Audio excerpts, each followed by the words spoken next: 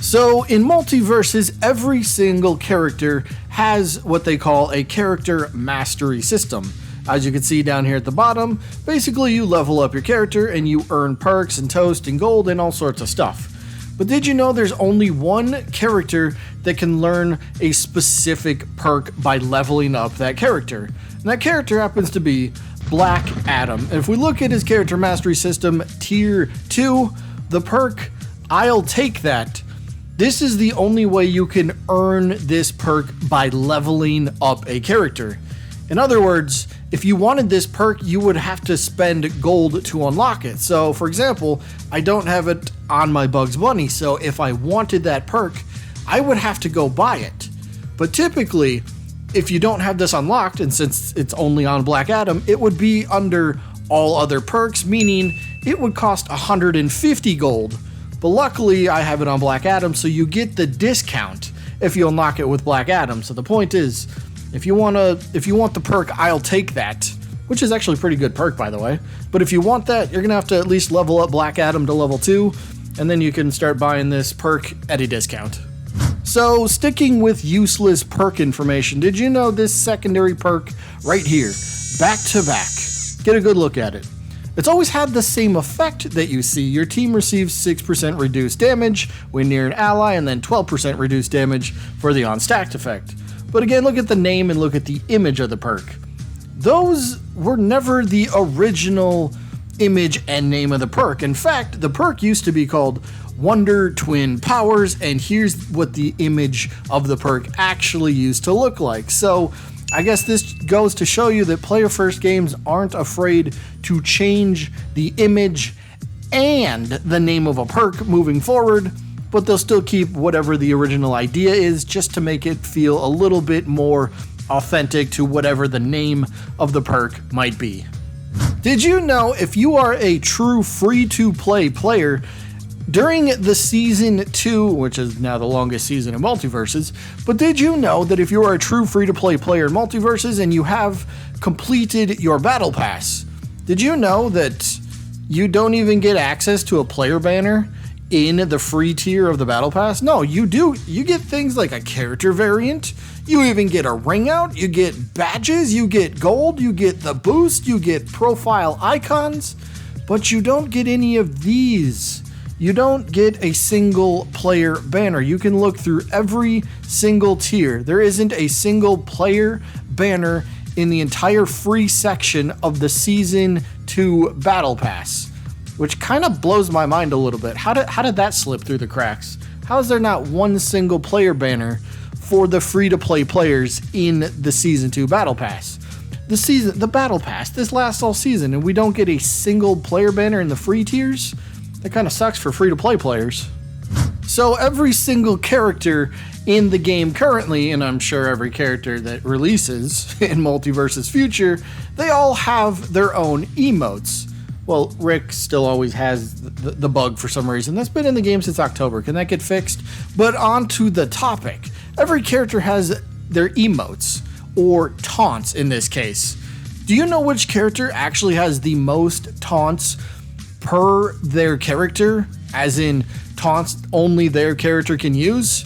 Well, if you happen to guess this person right here, Shaggy, you would be correct. Shaggy is currently the only character in the game that has 4 or more. I mean, he doesn't have more, but he's the only character that has 4 taunts for his character. There are quite a bit of characters that have 3. Batman comes to mind. He's got 3. Superman's got 3. But Shaggy is currently the only one that has 4. Is that a little bit surprising considering Raindog doesn't have a 4th one? I mean, we all know about Raindog's variants. He's got more variants than anybody, but he doesn't have more specific character taunts than Shaggy.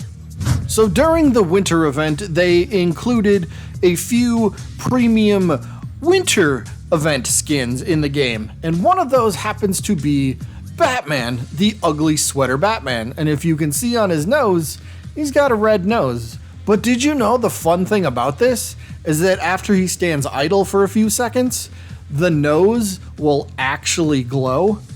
Check that out. That's just a cool little attention to detail. Another thing about this is when Batman's gliding, his nose still lights up in the dark. That's a cool little feature, cool little attention to detail from the devs on this one, making the nose actually light up when he goes, I guess, into the shadows. That's a pretty cool thing. Round of applause to Player First Games for that one. Sticking with attention to detail, useless facts, did you know that Iron Giant, when he gets transformed, will still be able to use his thrusters? You know where he jump, you gotta hold and jump? He will still have that. So for example, if Rick does this, and we transform into Rain Dog, look at that, he's still got the thrusters underneath him. It's staying true to the character. That's another cool attention to detail. And it's not just Rick's down special. If Taz also tries to turn him into a giant chicken, check this out. I should have this set up a little bit better, my bad. But once we get full 18 out of 18 stacks, we will be turned into a giant chicken. And the cool thing is, just like the Rain Dog transformation, we still have the boosters coming out of our rear end. Well, the rear end. Sure, but it's still cool. It's another cool attention to detail, sticking true to the character and, well, what he's supposed to do. So, yeah, always, Iron Giant will have the thrusters coming out of his feet, or if he's a chicken, I guess it's coming out of his rear end. So we all know Bugs Bunny's got his Acme rocket, right? We all know about this move.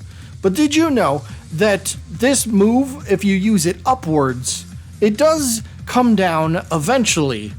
And that was only because of a mistake, we'll say, Tony made when testing the character.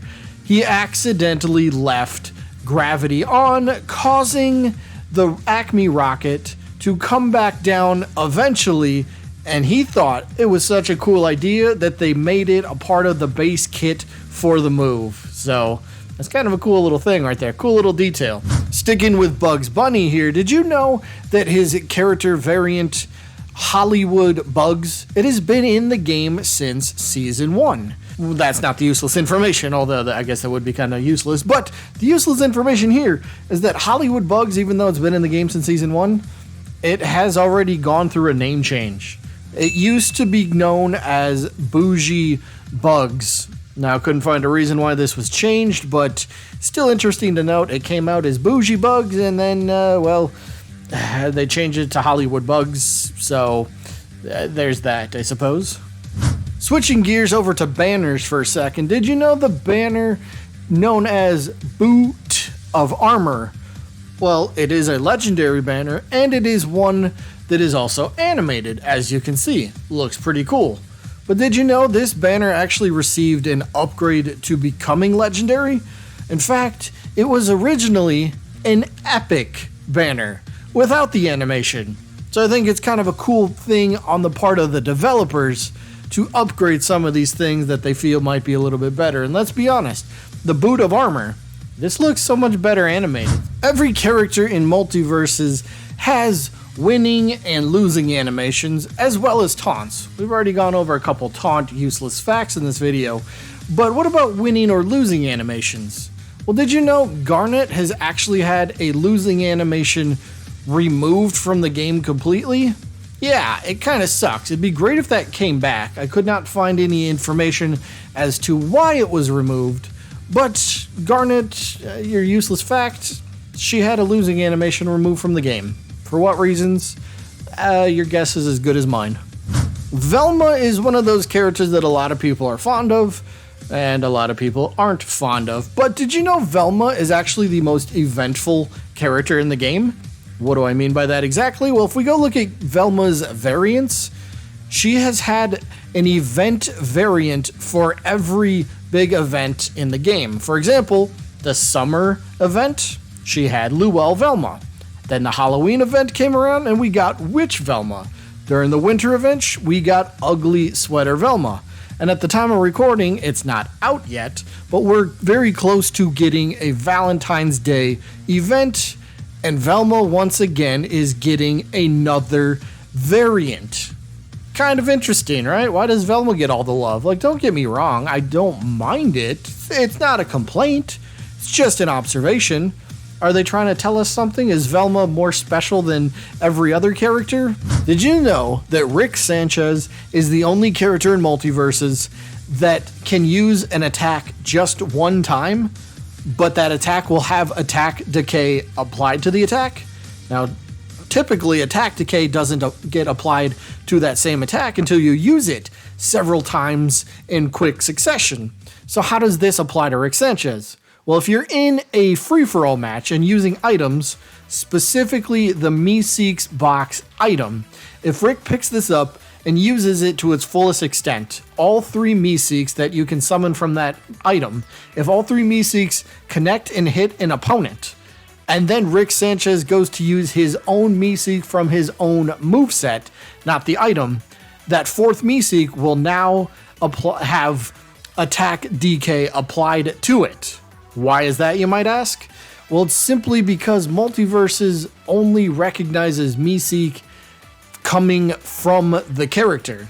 It doesn't recognize 2 separate sources. So when they see 4 straight Meeseeks, they only see 4 straight Meeseeks. The game doesn't read it as, oh, one was an item, but another was an attack. So if you use that 4th Meeseek and it hits the opponent properly, yeah, Rick kind of gets screwed over here a little bit by this. Maybe it's for the best, but it's kind of inconsistent, and it kind of sucks if it happens. It probably doesn't happen too often, but if it does, you might be left scratching your head.